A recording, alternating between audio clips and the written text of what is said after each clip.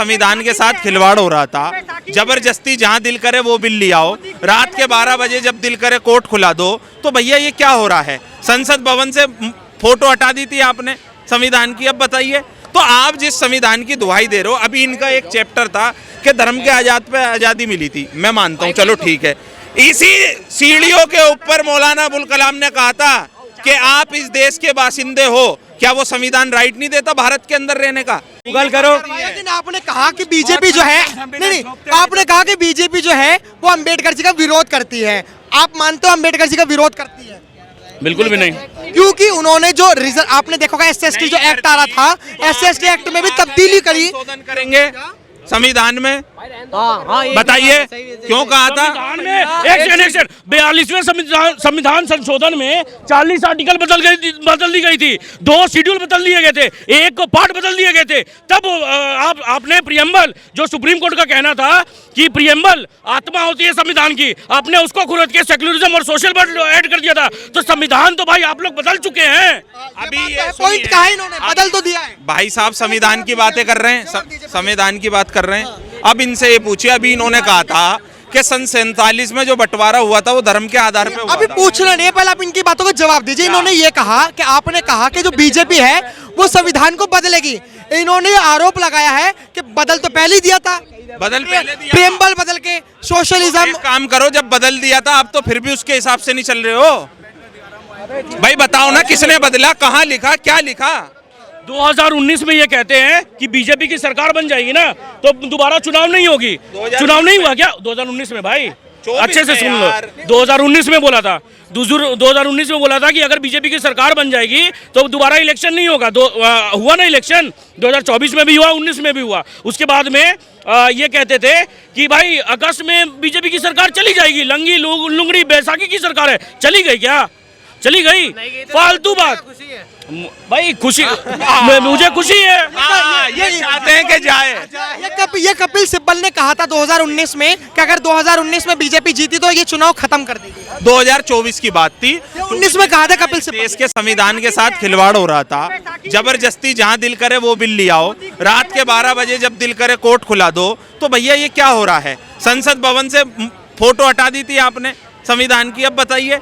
तो आप जिस संविधान की दुहाई दे रहे हो, अभी इनका एक चैप्टर था कि धर्म के आजाद पे आज़ादी मिली थी, मैं मानता हूँ, चलो ठीक है। इसी सीढ़ियों के ऊपर मौलाना अबुल कलाम ने कहा था कि आप इस देश के बासिंदे हो, क्या वो संविधान राइट नहीं देता भारत के अंदर रहने का? भारत तो भाई, जब भारत के अंदर धर्म निरपेक्ष देश है ये, तो आप नहीं है।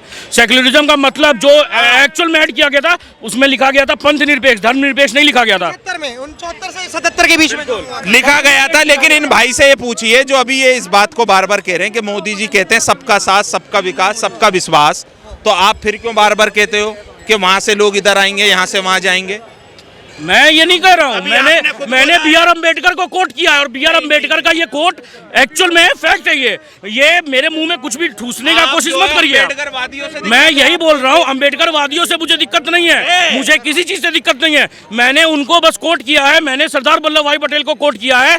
बी.आर. अम्बेडकर ने यह भी बोला था कि इस देश में माइनॉरिटी वर्ड और सेक्युलरिज्म वर्ड दोनों एक साथ नहीं हो सकती, समझे? या तो माइनॉरिटी हो या सेक्युलरिज्म हो, दोनों एक साथ नहीं हो सकते। और ये देश, ये जो सेक्युलर का इतना रोना करते हैं ना, सेक्युलरिज्म का मतलब जो लिखा गया था, पंथ निरपेक्ष लिखा गया था, धर्म निरपेक्ष कभी नहीं लिखा गया था। इन लोग ना, इनके पूरी नाम है। अरे यार,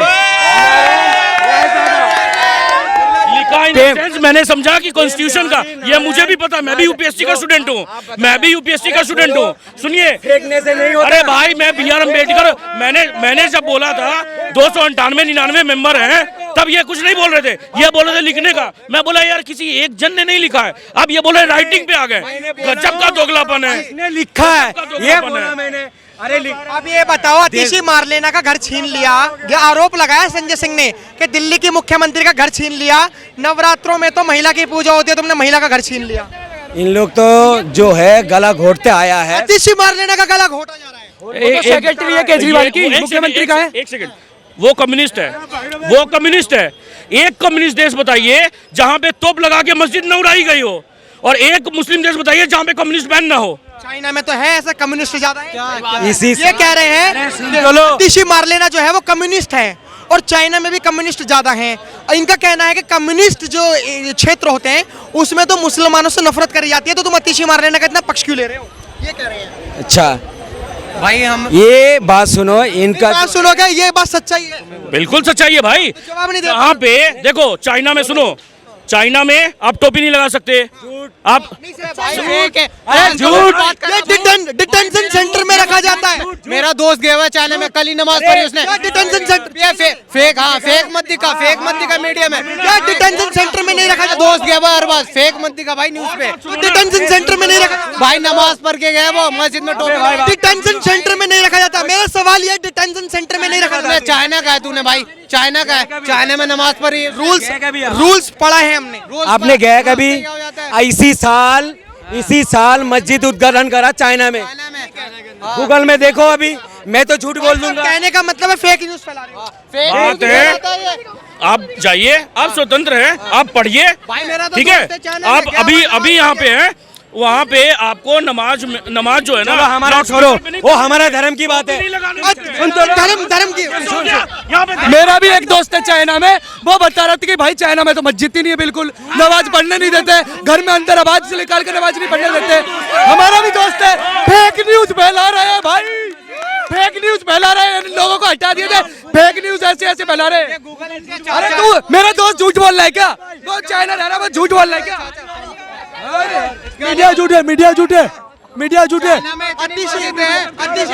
हम धर्म की बात नहीं करेंगे। हमारे सवाल यहाँ पे इतनी देर से क्या हमने सवाल ये, अतीशी मार लेना जो है, जो अतीशी मार लेना है, क्या उसके साथ सही हो रहा है, गलत हो रहा है? बिल्कुल सही हो रहा है। अतीशी मार लेना के साथ अगर वो इसकी सोच से पता चल गया, एक औरत के साथ गलत हो रहा है, उस पे कह रहा है सही हो रहा है। औरत के साथ गलत हो रहा है। अतीशी मार लेना एक औरत है, उसके साथ गलत हो रहा है। वही औरत स्वाति मालीवाल भी औरत थी, तब उनके पास में क्या महिला एवं बाल विकास मंत्रालय भी था। जब स्वाति मालीवाल पे असॉल्ट हुआ तब वो महिला नहीं बोली, आज ये महिला के लिए बोल रहे हैं।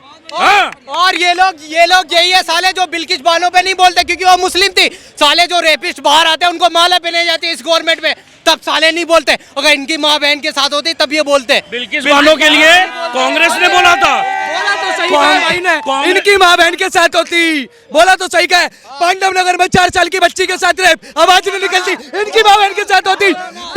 पीरागढ़ी में 3 साल की बच्ची के साथ रेप, इनकी माँ बहन के साथ होते, तब बोलते। क्यों नहीं बोलते?